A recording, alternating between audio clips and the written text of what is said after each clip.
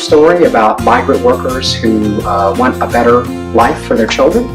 And I can sort of relate to that because I grew up in a bilingual home, and I primarily spoke Spanish as a youngster. And when my father passed away, my mother really made it a point to get my sister and I involved in education and reading and the arts. It really talks about how even through all the trials and tribulations and the struggle that life will throw at you, you can overcome that. I think it's important for this community, especially because it deals with a young man, a young Hispanic man, who's battling inner fears. It's relatable to any culture, I feel. Any child that is coming to school now that is either from Iraq or coming in from Salvador, they go through these same struggles, and that's the same struggle that Tomás went through when he was a young boy.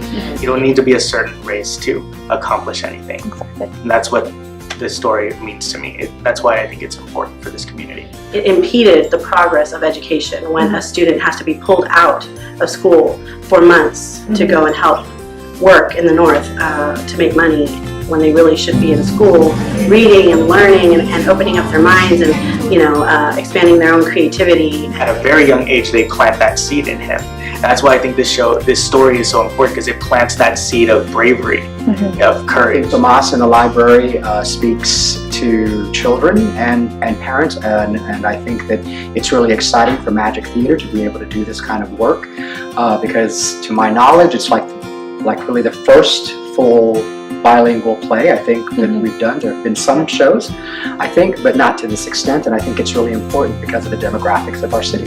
Being part of this production was so important for me because when the actors are telling the story, I feel that, like, this is what I sort of went through when I was in elementary. And just, seeing that, it was just very emotional and touching for me. I'm excited to direct Tomás and the Library Lady because it is a story about children that are like me when I was growing up, right? It excites me that children here in San Antonio will be able to come and see a show where they see people like themselves and they say, that's me, and I could do that one day.